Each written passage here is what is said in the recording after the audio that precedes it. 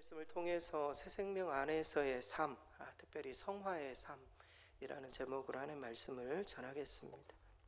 한 설교자가 광장에서 사람들을 모아놓고 설교를 하고 있었습니다. 이렇게 설교했습니다. 여러분, 세상에서 가장 무서운 것이 무엇인 줄 아십니까?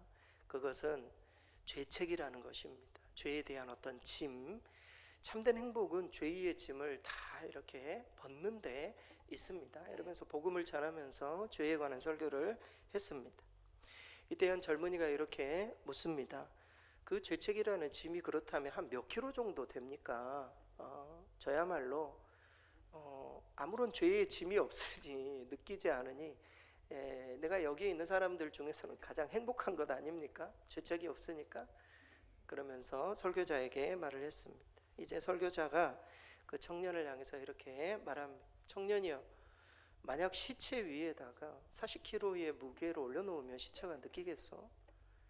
정말 가볍다고 생각할 것이요, 아니면 아무런 어떤 무게도 못 느낄 것이요. 영적으로 죽어있는 사람은 아무 죄책도 느끼지 못하는 것이요, 당신이 바로 그런 사람이요. 아무런 죄책이 없이 뭐가 내가 잘못됐는지 아무런 그런 어떤 양심의 어떤 그런 부담도 없이 살아가는 당신 자체가 사실은 가장 힘든 사람이에요. 자기의 죄책을 심각하게 느끼고 있다면 어떤 의미에서 그 자체가 살아있다는 증거다라고 말을 할 수 있는 것이요, 대답했다라는 것입니다. 우리 가운데 죄와 연약함에 대한 어떤 양심의 찔림이 있다면 그것은 우리의 영이 살아있다라는 증거라고 말할 수 있을 것입니다. 사실 그리스도인들에게 있어서 최대의 기쁨은 죄사함의 기쁨이다, 이렇게 할 수가 있습니다. 죄사함의 기쁨이 가장 큰 기쁨이지만 최대의 슬픔 중에 하나는 무엇입니까? 우리가 죄사함을 받았음에도, 사죄의 확신이 있음에도 불구하고 아직도 우리가 늘 죄를 범하고 있고 죄의 열매가 우리 가운데 나타나고 죄책으로 말미암아 좀 힘든 그런 어떤 상황 가운데 거할 때가 있다라는 것입니다. 물론 우리의 범죄에도 불구하고 우리를 향한 하나님의 은혜는 너무나 크시고 여전히 더욱 넘치고 있기 때문에 그 은혜가 우리의 모든 죄를 가리기도 합니다. 그러나 성도들 중에 자기 자신의 계속적인 어떤 실패, 어떤 죄죠, 죄, 그 죄를 정당화하기 위해서 죄가 있는 곳에 은혜가 정말 많이 넘치니 더 큰 은혜를 얻기 위해서 더 많은 죄를 짓자 라고 말할 수는 없을 것입니다. 그렇죠? 하나님의 은혜가 엄청 크다고 하니, 그러니까 큰 죄, 여러분 향유 부은 여인 아시죠? 죄가 많은 사람, 그 사람이 하나님 앞에 용서함이 많다 보니 많은 것들을 하나님 앞에 드리는 그런 마음이 있었던 것처럼, 마치 그러면 하나님의 은혜를 얻기 위해서 우리가 많은 죄를 지어도 된다, 이렇게 생각하는 성도들은 없을 거란 말이죠. 하지만 당시 로마 교회는 그런 사람들이 있었다는 겁니다. 그러니까 사도 바울의 이 이신칭의의 이 교리를 잘못 해석해서 정말 죄가 많은 곳에 하나님의 은혜가 더한다면은 우리가 그냥 율법을 굳이 지키지 않아도 죄를 많이 지으면은 그곳에 하나님의 크신 은혜가 있으니까 차라리 율법을 지키지 않아도 된다는 식의 율법 폐기론이라고 하죠. 그런 사람들이 있어서 사도 바울을 공격하고 이게 무슨 어떤 논리냐 말이죠. 그러면서 사람들에게 더 많이 죄를 지어도 된다는 둥 이렇게 이야기를 했었던 그런 사람들이 있었습니다. 오늘 본문에서 사도 바울이 성화에 대해서 이야기를 하는 이유입니다. 왜 성화에 대해서 이야기를 하는가? 이신칭의, 그러니까 믿음으로 의롭다 하심을 얻은 자가 그 이후에 믿음에 합당한 삶을 살지 않고 이미 우리가 구원받은 백성으로 살아가니까 뭐 율법을 지키든 지키지 않든 상관없이 하나님께서 우리를 의롭다 칭해 주셨으니까 이제 맘대로 살아도 된다는 식으로 신앙생활을 생각하고, 과거에 우리가 약간 이분법적으로 생각하는 신앙이 있지 않았습니까? 그냥 입술로 고백하면 예수 믿으면 끝이고 그 이후의 삶에 대해서는 뭐 맘대로 살아도 마치 그 사람은 구원받은 사람인 것처럼 그렇게 실제로 설교를 했던 사람들도 있고, 물론 그것이 다 뭐 잘못됐다 이런 이야기는 아니지만 구원이라는 개념은 굉장히 복잡한 개념이죠. 그런데 그걸 너무 쉽게 이렇게 단정적으로 이야기를 하는 사도 바울이 이신칭의에 대해서 이야기를 하고 난 다음에 그런 어떤 질문들을 받게 되는 것이죠. 또 그런 어떤 역효과 그런 어떤 그 부정적인 어떤 내용들이 나오는 것이죠. 사도 바울이 이제 성화에 대해서 이야기를 합니다. 우리의 어떤 믿음으로 의롭다 된 것은 그것으로 그치는 것이 아니라 죄로부터 우리가 얼마만큼 죄에 대해서 싸워야 하고, 그리고 더더욱 하나님의 어떤 의의 병기를 입어서 하나님 앞에 더더욱 선한 어떤 사역들을 감당할 수 있는지에 대해서 성화에 관한 이야기를 6장부터 8장에 이르기까지 길게 이야기를 해줍니다. 그래서 우리가 구원을 받고 칭의, 의롭다 하심을 입고, 그 다음에 예수 그리스도를 닮아가는 성화의 과정에 이르고, 그 다음에 하나님의 나라에 가서 영화의 과정까지 나아가는 그런 어떤 이 그 사도 바울의 어떤 구원의 어떤 그 단계별 어떤 패턴을 이렇게 중심적으로 보여주는. 그래서 로마서에 있어서 로마서는 다 중요하지만 로마서의 중심 6장에서 8장이라고 이야기를 합니다. 구원받은 사람들이 어떻게 살아야 하는지, 그 부분의 어떤 시작이다, 이렇게 생각을 하시면 되겠습니다. 그래서 오늘 성도의 성화의 어떤 시작, 사도 바울이 왜 이야기를 할 수밖에 없었는지 그 부분을 좀 보겠습니다. 세 부분으로 나누어서 좀 보겠습니다. 첫 번째는 앞서 제가 소개해드렸던 성화의 삶이 왜 이렇게 중요한가, 그 배경에 대해서 이야기를 합니다. 당시 로마 교회에 오해되었었던 그런 어떤 교리들, 그 부분들에 대해서 잠깐 언급합니다. 두 번째는 성화의 삶의 시작, 성화의 삶이 시작될 때 우리가 반드시 알아야 될 내용, 그것을 세 가지 비유로 이야기를 해요. 물론 오늘 본문에는 그게 딱 비유다 이렇게 딱 보여지지는 않아요. 하지만 세 가지 비유, 그 안에 어떤 내용들이 좀 담겨 있고 그걸 좀 소개해드리고요. 마지막 세 번째는 성화의 삶의 방법에 대해서, 실제 성화의 삶을 시작할 때 우리는 어떻게 시작해야 되는가, 그 시작점에 대해서 소개를 해주는 내용이 되겠습니다. 이렇게 세 부분으로 나눠서 좀 보겠습니다. 먼저 사도 바울이 성화의 삶을 이야기할 수밖에 없었던 배경, 이 부분을 좀 바울은 설명합니다. 죄가 더한 곳에 은혜가 넘친다, 죄가 더한 곳에 하나님의 은혜가 넘친다, 이 사도 바울의 가르침을 오해해서 이 말씀을 마치 죄를 허용하는 듯한 어떤 면허증과 같이 그렇게 이야기를 하는, 그런 가르침을 곡해하는 그런 사람들의 내용에 대해서 그럴 수 없다, 정말 믿음으로 의롭다 칭함을 받은 사람은 그렇게 살 수 없다, 사도 바울은 그 이야기를 합니다. 이게 이제 성화 교리의 배경이 되겠습니다. 오늘 본문의 1절에서 2절 말씀 우리 스크린 보고 같이 한번 읽겠습니다. 그런즉 우리가 무슨 말을 하리요? 은혜를 더하게 하려고 죄에 거하겠느냐? 그럴 수 없느니라. 죄에 대하여 죽은 우리가 어찌 그 가운데 더 살리요? 정말 우리가 구원을 받았으면은 죄 가운데 거할 수 없다라는 겁니다. 죄를 거부하는 마음이 생긴다. 우리가 죄를 아예 안 짓는다, 그런 말이 아니라 죄를 거부하고자 하는 마음이 생긴다는 거예요. 그것이 성화의 시작이라는 거예요. 예수 믿는 사람들의 시작이라는 거예요, 그 성화. 당시 그리스도인들 중에는 믿음으로 의롭게 되는, 앞서 소개했던 이신칭의라고 하죠. 이 원리를 율법 폐기론, 이 말이죠. 율법 폐기론의 어떤 방탕주의, 마음대로 그냥 살아도 된다는 식으로 그것을 곡해하는 사람들이 로마 교회에, 또 유대 그리스도인들 중에는 몇몇이, 많은 사람 수는 아니겠지만 뭐 한 사람의 어떤 잘못된 이야기, 곡해적인 이야기가 사람들을 그냥 다 그런 어떤 의견으로 만들어갈 수가 있잖아요. 당시에는 무슨 뭐 교육자들이 있었던 것도 아니고, 뭐 신학을 한 사람이 있었던 거 아니고, 그 다 평신도들이 모여가지고 예배를 드리는 곳에 어떤 사람이 와가지고 사도 바울의 가르침이 이렇다라고 그러니까 막 교회가 굉장히 어려워질 수가 있는 거죠. 그래서 그 부분에 대해서 사도 바울이 좀 의식을 하면서 말을 하는 겁니다.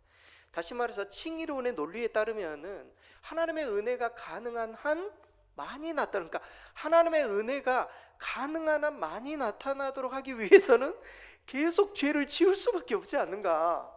하나님, 아니 죄가 더한 곳에 은혜가 더 많다면 우리가 죄를 지으면 지을수록 하나님의 크신 어떤 그 용서의 은혜가 더 많아지지 않겠는가 라는 질문이 나올 수밖에 없는 그런 어떤 논리가 있는 것이죠.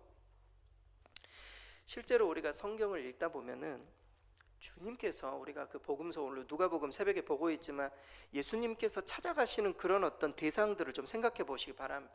예수님께서 어떤 사람을 찾아갑니까? 일반 사람은 찾아가지 않아요. 대체적으로 예수님이 찾아가시는 부류는 죄인, 세리, 병든 자, 최악의 상황 가운데 놓여 있는 자, 과부의 아들이 죽었어요, 이런 상황에 주님이 찾아가십니다. 어떤 의미에서 주님의 어떤 관심, 주님의 마음은 어느 곳에 있는 겁니까? 낮은 곳에 있단 말이죠.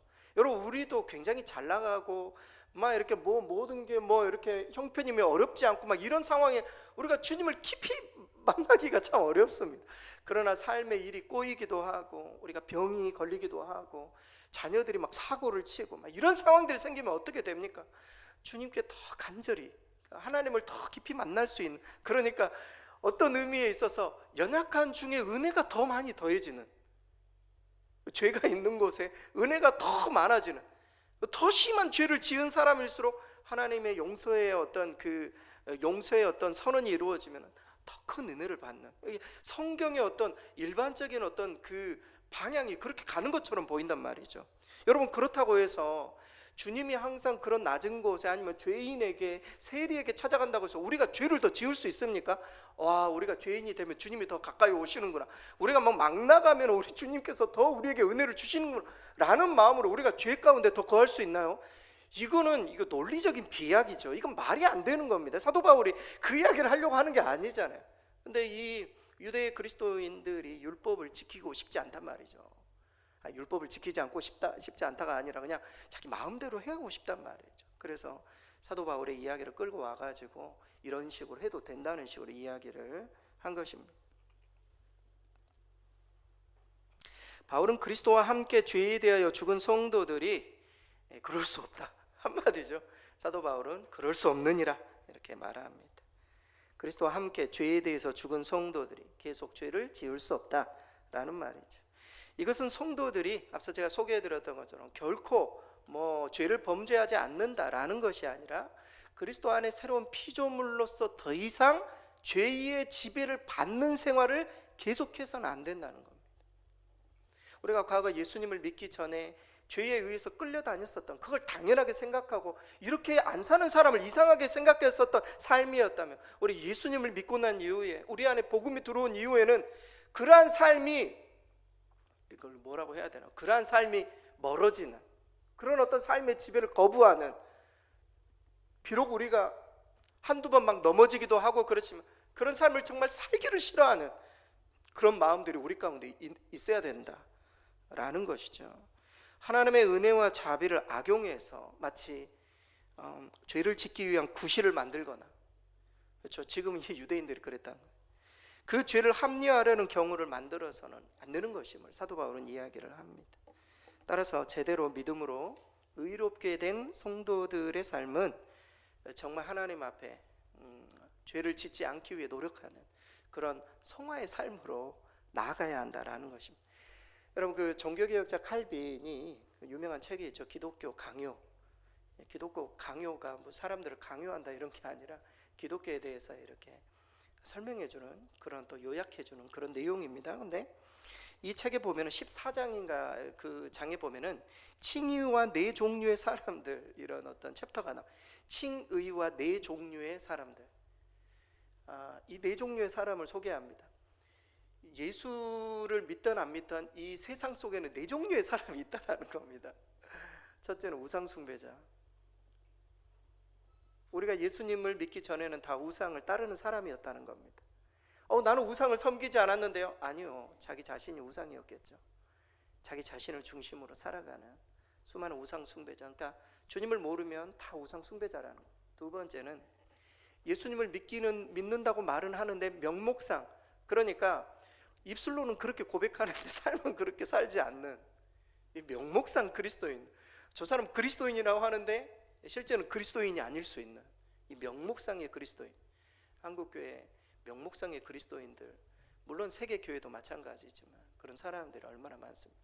교회 안에는 알곡과 가라지가 함께 공존하고 있음을 성경은 이야기를 하죠. 세 번째는 외식하는 자. 예수님을 잘 믿어요. 그런데 형식적인 것을 너무 생각해요. 내면 자체를 가꾸기보다는 형식적인 것, 이런 것에 너무나 몰두하는 당시의 유대 그리스도인들이 그랬어요. 이 겉으로 이게 너무 체질화된 겁니다. 이 신앙생활 자체가. 그런 사람.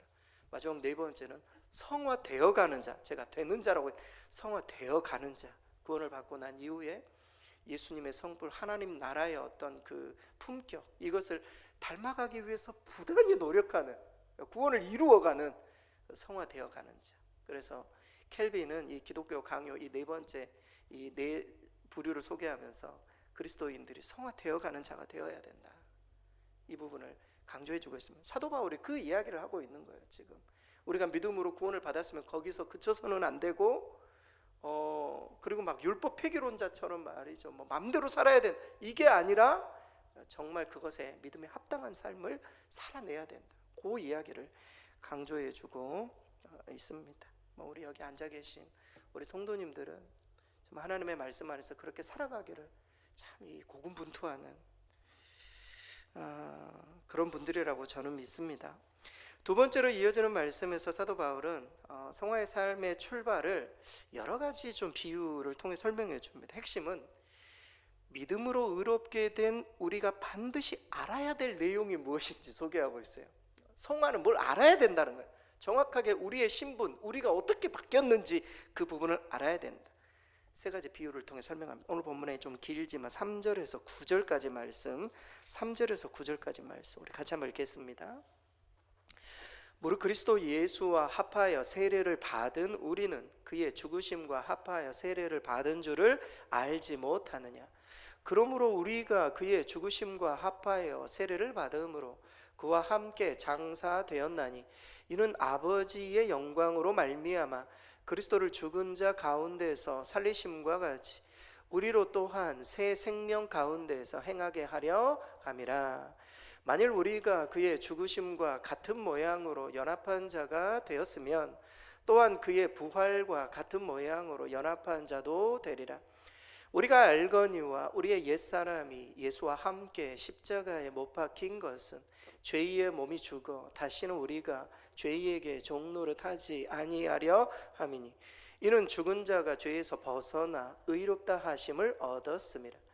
만일 우리가 그리스도와 함께 죽었으면 또한 그와 함께 살 줄을 믿노니 이는 그리스도께서 죽은 자 가운데서 살아나셨음에 다시 죽지 아니하시고 사망이 다시 그를 주장하지 못할 줄을 알미로다. 아멘. 좀 긴 내용이었습니다. 근데 성화의 삶을 출발할 때 성도들이 반드시 알아야 될 내용이 있다라는 겁니다.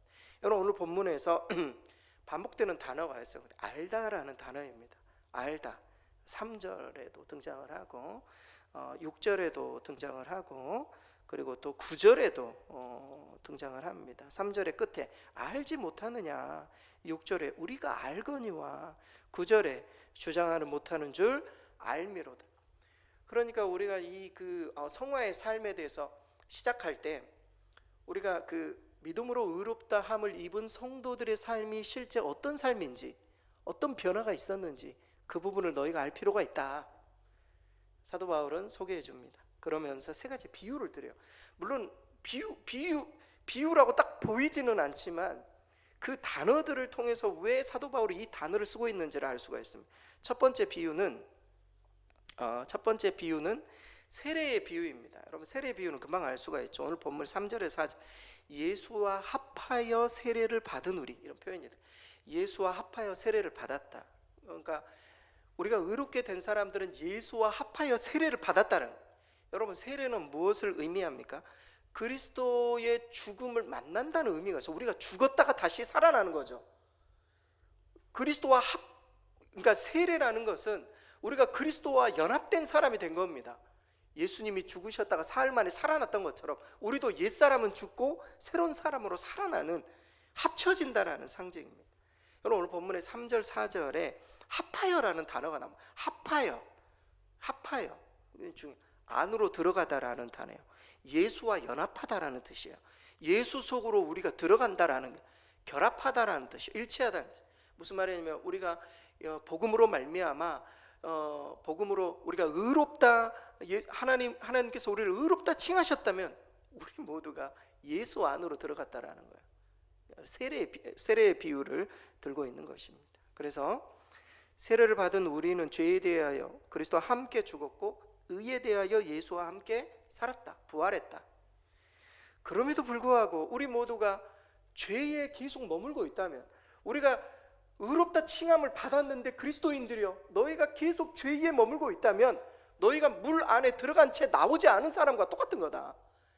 예수와 함께 죽었는데 사랑하지 않는 말이죠. 이거는 불완전하다는 거. 그래서 우리가 성화의 길을 걸어가는 데 있어서 1차적으로 알아야 되는 것은 너는 예수와 함께 죽었고 예수와 함께 산 존재다.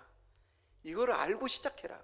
이 부분을 이 비유를 통해서 말해줍니다. 우리는 물속에 머물러서는 안 되겠죠. 두 번째는 뭐라고 해야 되나, 젖목의 비유. 갑자기 그 단어가 생각이 안 나는데 젖붙임, 죄송합니다. 젖붙임의 비유를 말해주고 있어요. 오늘 본문의 5절에서 6절 말씀에 보면 같은 모양으로 연합한다라는 뜻이었어. 이 연합이라는 단어가 줄기와 붙는다, 이게 젖붙임한다 이런 의미예요. 이 젖붙임한다. 그러니까 사도 바울이 이것을 단순히 그냥 연합이다 이런 표현으로 쓴 게 아니라, 과거에는 우리가 죄와 젖붙임이 있었다면, 연합하고 있었다면, 우리가 이제 의롭게 된 사람들은 예수 그리스도와 젖붙임을 하고 있다. 완전히 신분이 다른 거라는. 과거에는 죄가 우리에게 영양분을 계속 공급해 줬어. 그래서 죄의 열매가 우리 가운데 계속 가득했단 말이죠. 그러나 지금은 완전히 너희 신분이 다른, 너희는 완전히 다른 예수 그리스도와 연합되어 있기 때문에 주님께서 계속 공급해 주시는 그런 힘으로 너희가 살아가는 거다. 너희는 정말 변할 수 있다. 정말 그러니까 하나님의 어떤 성품을 닮아갈 수 있다. 왜? 우리가 예수에게 연합되었기 때문에. 사도 바울이 그 이야기를, 너희는 성화될 수 있다라는 이야기를 하는 겁니다. 젖붙임을 받았기 때문에 죄로부터 영양분이 아니라 예수의 줄기로부터 나오는 영양분을 받아 새롭게. 이것을 알아야 된다는 겁니다. 알아야 된다. 지금 알아야 된다, 그 이야기를 하고 있어요. 세 번째는 소송의 비유입니다. 여러분, 사도 바울이 법을 전공한 사람이에요. 사도 바울이 이 법적인 용어들을 되게 많이 씁니다.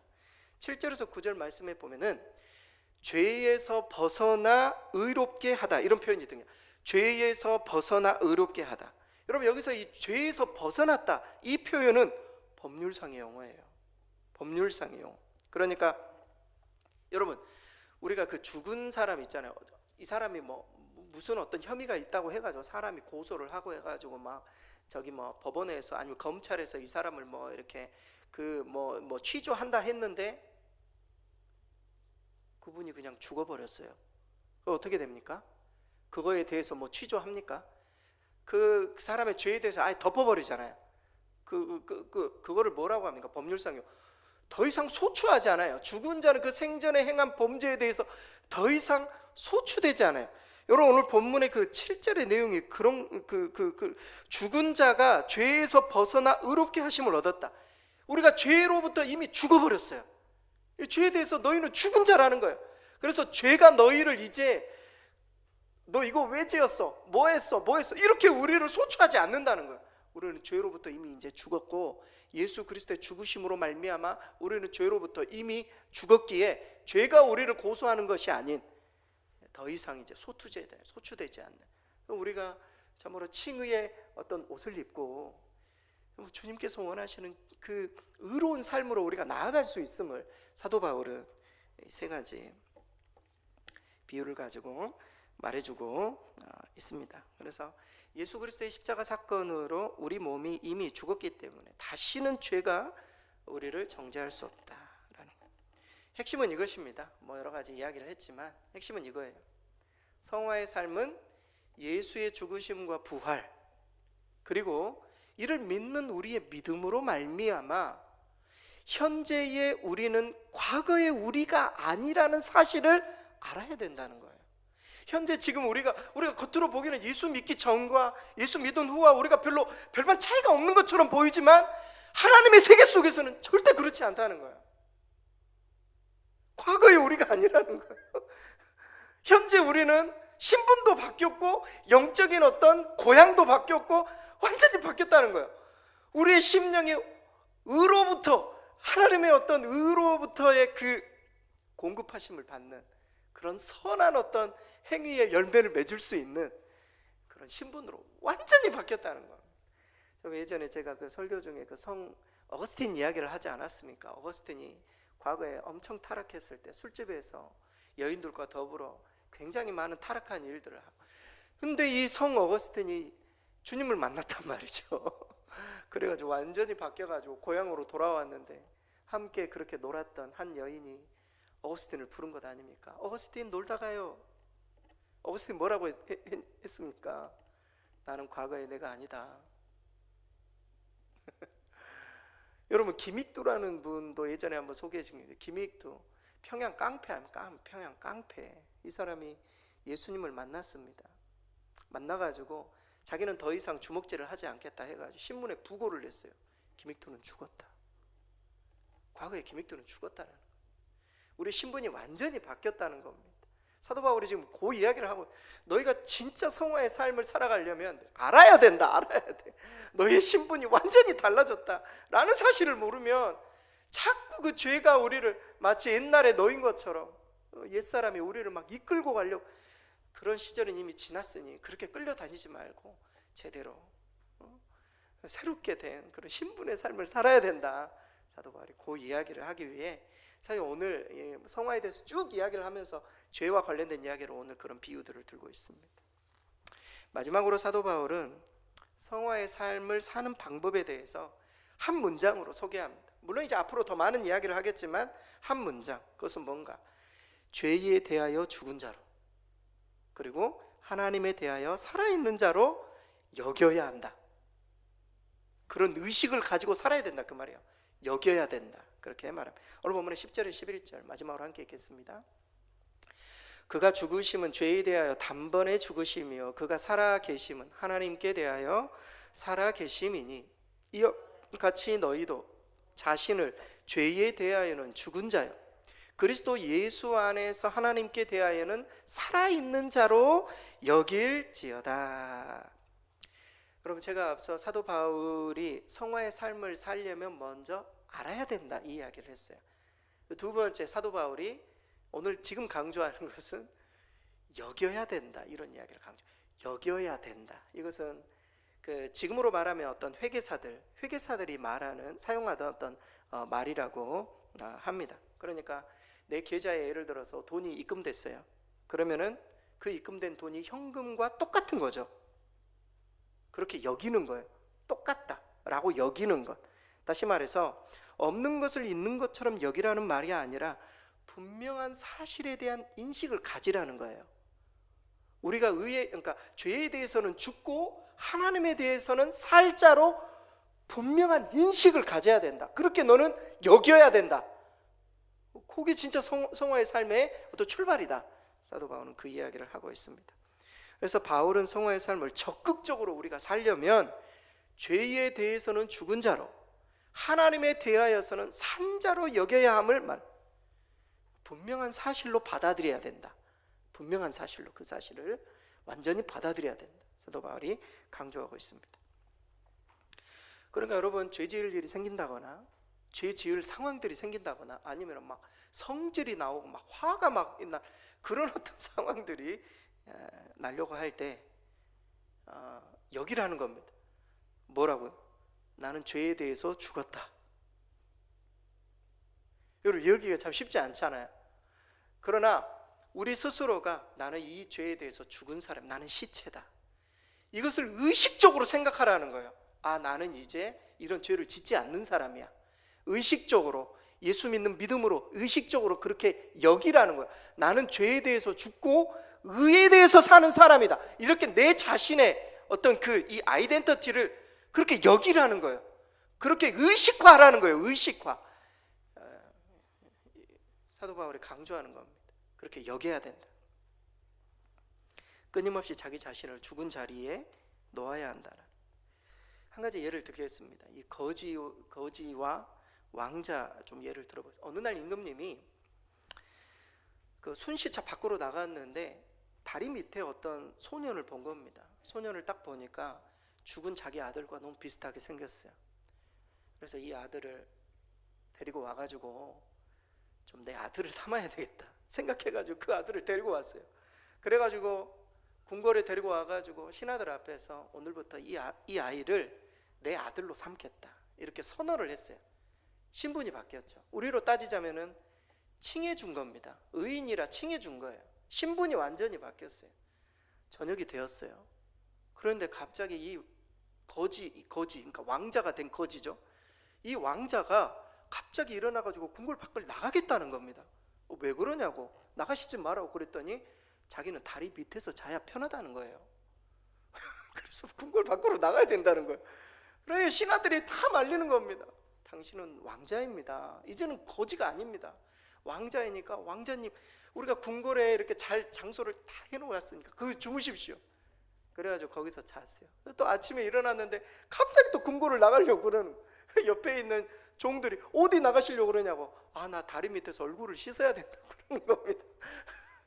그러시지 마라, 저희가 물 받아오겠다고. 왕자님이십니다. 왕자님, 이제는 거지가 아니십니다. 그렇게 이야기를 했다는 재미있는 이야기입니다. 사랑하는 성도 여러분, 이 거지가 왕자의 삶을 살기 위해서는 자신이 더 이상 거지가 아니다. 거지는 죽었고 이제부터 왕자라는 새로운 인식, 왕자라고 여기는, 우리가 그렇게 여겨야 된다는 거예요. 분명한 인식이 필요함을. 사도 바울이 지금 로마의 이렇게 성도들에게 우리가 진짜 성화의 삶을 살려면 우리의 신분과 우리 어떤 하나님께서 보여주시는 어떤 그런 것들이 모두 바뀌었다, 이것에 대한 분명한 인식이 없으면 우리는 과거의 거지의 모습으로, 과거의 옛사람의 모습 계속 끌려다닐 수밖에 없다. 그러니까 그러지 말기를 사도 바울이 이야기를 하고 있는 것입니다. 우리는 예수 그리스도의 구속과 우리의 믿음을 통해 완전히 새로운 신분이 되었음을 분명히 인식하며 살아야 합니다. 사도 바울은 오늘 이 성화의 어떤 장을 시작하면서 여러 비유와 또 여러 선언을 통해 이야기를 해주고 있습니다.